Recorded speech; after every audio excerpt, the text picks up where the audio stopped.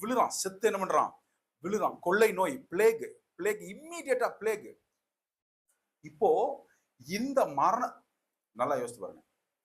இந்த இந்த இடத்துல கொஞ்சம் பரிசுத்தாவியானவர்கிட்ட கேட்டு உங்களுடைய மனதை செலுத்துங்கள்.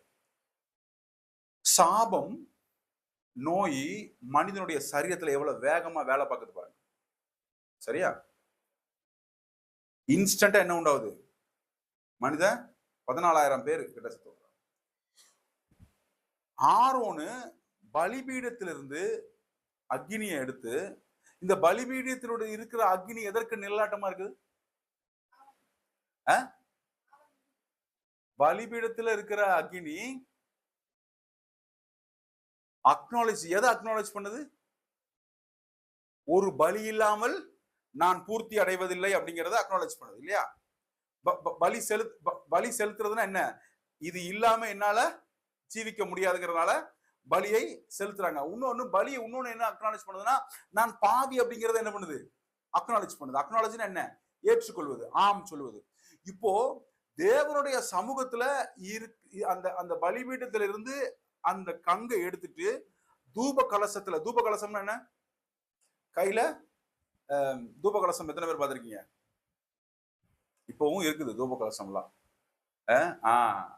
இப்போவும் நம்மளுடைய சகோதரர்களுடைய அந்த பழைய உடன்படிக்கையின்படி செய்கிற சகோதரர்களுடைய அவர்களுடைய இதுல அவங்க வச்சு அவர்களுடைய இதுக்கு கொஞ்சம் இந்த பலியில இருந்து எடுத்து போட்டு அதுல கொஞ்சம் சாம்பிராணியை போட்டு இப்படி பண்ணுவாங்க இல்லையா? ஆரோனுடைய கையில தூப கலசம் இருக்குது.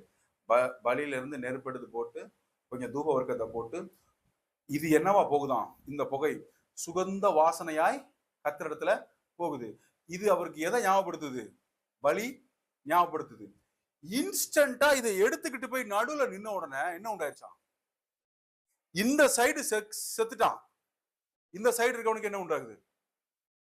இந்த மரணம் இருக்குல்ல, இதுக்கு இந்த சைடு இருக்க மரணம் பிளேக் 14,000 பேர் செத்து இருந்தாங்கன்னா உங்களுக்கு எப்படி இருக்கும் பாருங்க. எத்தனை தெரு இருக்கும் சடலம்?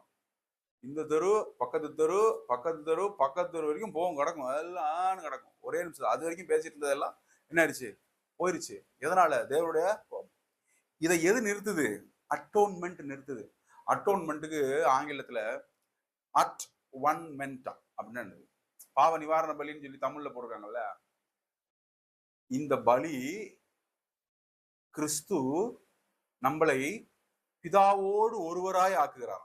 இப்ப யார் இல்லையா? கிறிஸ்து நமக்காய் மரித்ததுனால இப்ப ரெண்டா இல்ல. எங்க படிக்கிறோம் இது?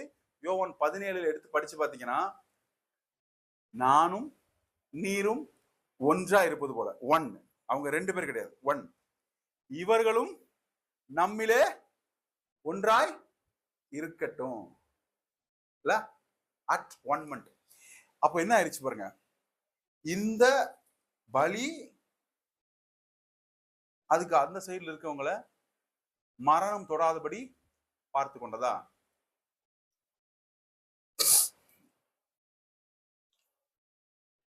யாத்ராகமம் 29:33 எடுங்க.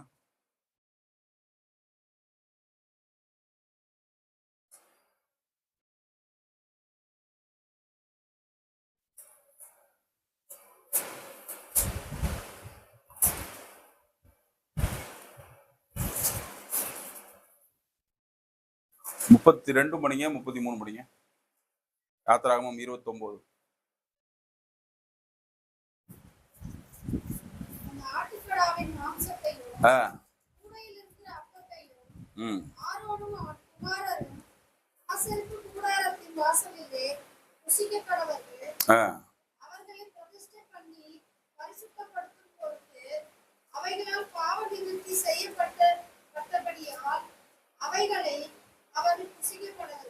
இங்க பாருங்க, அந்நியனோ அதை என்ன பண்ண முடியாதான்?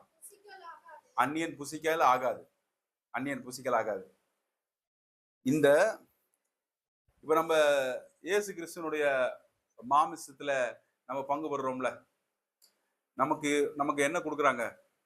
ஒரு துண்டு வேஃபர் கொடுக்குறாங்க, அப்பம் கொடுக்குறாங்க. நமக்காக விற்கப்பட்ட அவருடைய சரீரம். இது பழைய உடன்படிக்கையில எப்படி இருக்கு பாருங்க. பழைய உடன்படிக்கையில அடிக்கப்பட்ட ஆடுதான் என்னதான்?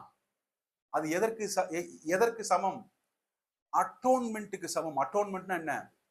ஒன்றாக்கப்பட்டதற்கு, பாவம் மன்னிக்கப்பட்டதற்கு. அது என்ன டெய்லி பண்ணணும் இல்ல, அதான் அது பெரிய பிரச்சனையா இருந்துச்சு அவங்களுக்கு. டெய்லி அவர்கள் ஜீவிக்கணும்னா பலி செலுத்தப்பட வேண்டியது தொடர்ந்து அவசியமா இருந்துச்சு. இப்போ அந்த பாவ நிவாரண அந்த இதை இவங்க என்ன பண்றாங்களா, they could eat it.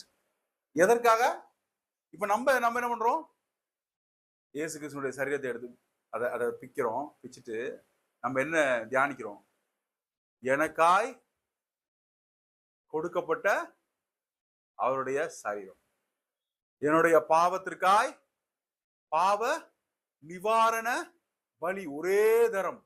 எவ்வளவு பவர்ஃபுல் பாருங்க, எந்த அளவுக்கு பவர்ஃபுல் இது. இதை நீங்கள் நினைவு கூறுவதின் நிமித்தம், இதை நீங்கள் அறிக்கை செய்வது நிமித்தம் நீங்கள் எதற்கும்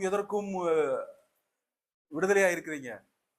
மரணத்திற்கும் ஜீவனுக்கும் நடுவுல இப்ப எது நிக்குது? இப்போ கிறிஸ்து நிக்கிறாரு.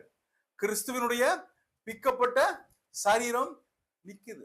அதனால தான் உங்க வீட்டுல நீங்க உங்க வீட்டுக்குள்ள போயிட்டு இயேசு கிறிஸ்து எனக்காய் மரித்திருக்கிறார். ஒண்ணு வேண்டாம், நீங்க பெரிய ஜெபம் எல்லாம் யோசிச்செல்லாம் ஒன்னும் என்ன பண்ணணும் என்ன இல்ல, சேர்ல உட்கார்ந்துட்டு நீங்க என்ன பேசுறீங்க? இயேசு கிறிஸ்து எனக்காய் மரித்திருக்கிறார். இயேசு கிறிஸ்து மரித்ததினாலே எனக்கு ஜீவன் உண்டா இருக்குது, எனக்கு ஆசீர்வாதம் உண்டா இருக்குது. இதை நீங்கள் சொல்லும் பொழுது அங்க என்ன உண்டாகுது? இந்த மரணத்திற்கும் ஜீவனுக்கும் இருந்த வித்தியாசம் உங்க வீட்டுல என்ன உண்டாகும்? உங்க வீட்டுல உண்டாகுது. ஜீவனுக்கான பாதையை, ஜீவனுக்கான வாசல்களை நீங்கள் உங்க வீட்டுல என்ன பண்றீங்க? கட்டவிழ்த்து விடுகிறீர்கள். எப்படி ஆரோன் எப்படி அந்த